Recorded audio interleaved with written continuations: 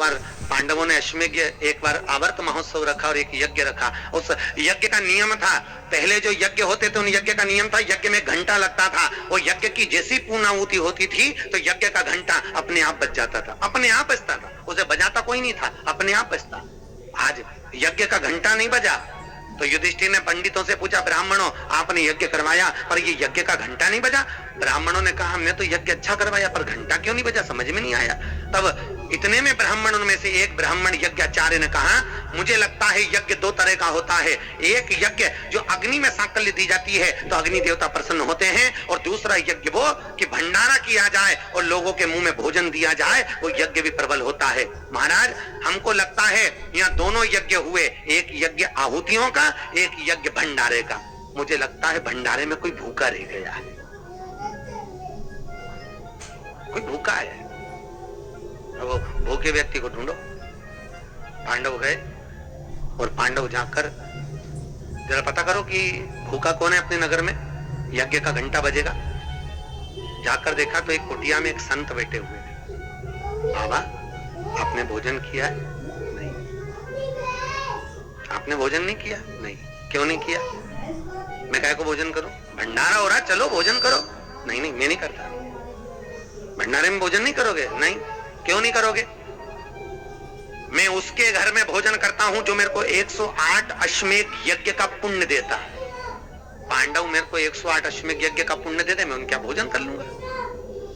अब पांडवों ने सोचा अपनी जिंदगी में पहला तो अश्वमेध यज्ञ कर रहा है और 108 अश्वमेध यज्ञ तो हमने कभी जिंदगी में नहीं करे, तो हम इसको पुण्य कहां से दे बाबा को। पांडव चले गए। द्रौपदी ने पूछा कोई मिला? हाँ एक संत मिला है पर 108 अश्वमेध यज्ञ का पुण्य मांग रहा है। द्रौपदी ने कहा चलो मैं लेके आती हूँ उस बाबा को।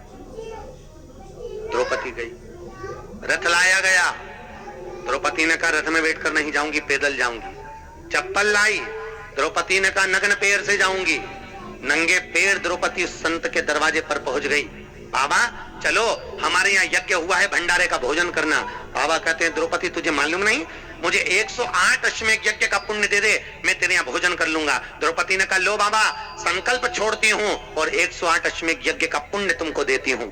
संत ने कहा द्रौपदी तेरे पति ने तो कभी पूरे यज्ञ नहीं करे, तूने कब कर लिए? द्रौपदी बोली बाबा मैंने सुना है मेरे कृष्ण के मुख से, जब कोई व्यक्ति अपने घर से निकलकर किसी संत के दरवाजे पर, किसी कथा के पंडाल में, किसी मंदिर पर, किसी तीर्थ में पैदल पैदल जाता है, जितने कदम चलकर जाता है उतने अश्वमेध यज्ञ वो अपने जीवन के कर लेता है महाराज, उतने अश्वमेध यज्ञ वो अपने जीवन के करता है। और द्रौपदी ने कहा बाबा मैं तुम्हारे दरवाजे पर चलकर आई हूँ, 18,000 कदम मैं चलकर तेरे दरवाजे पर पहुंची हूँ, उसमें से 108 अश्वमेध यज्ञ तुमको देती हूँ। संत उठकर खड़ा हो गया, द्रौपदी के यहाँ गया, भोजन करा तो यज्ञ का घंटा बज गया महाराज, यज्ञ का घंटा बजा। कई माताएं ऐसी बैठी हुई हैं पंडाल में भी और टीवी के सामने जो माताएं आस्था चैनल पर कथा सुन रही हैं, फेसबुक यूट्यूब पर जो कथा सुन रही हैं, उसमें भी कई माताएं कई भाई लोग ऐसे बैठे होंगे जो मंदिर जाते हैं और मंदिर में जाने का नियम बनाते हैं और 1 महीना 1.5 महीना 2 महीना 3 महीना मंदिर जाते हैं, 4 महीना मंदिर जाते हैं और मंदिर में जाने का नियम बनाने के बाद में जब उनका कार्य नहीं होता तो वो मंदिर जाना छोड़ देते। भगवान सुन ही नहीं रहा।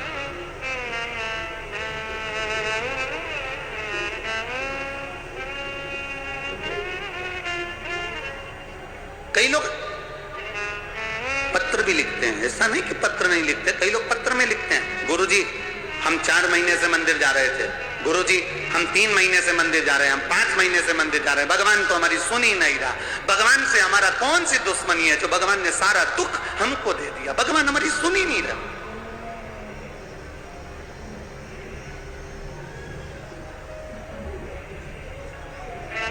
सबकी सुनता है, इतने सारे आपके पास में पत्र आते हैं गुरुजी भगवान सबकी सुनता है तो हमारी क्यों नहीं सुन रहा? हम भी तो मंदिर जा रहे हैं, हम भी तो भगवान को जल चढ़ा रहे हैं, हम भी तो भगवान के मंदिर में झाड़ू लगा रहे हैं, हम भी तो भगवान के मंदिर में पोछा लगा रहे हैं, हम भी तो भगवान का श्रृंगार कर रहे हैं, फिर भगवान हमारी सुनता क्यों नहीं है? 2 महीना 3 महीना 4 महीना जाते हो और मन में विचार रखते हो कि भगवान ऐसा कर देना कि बस मेरा काम हो जाए।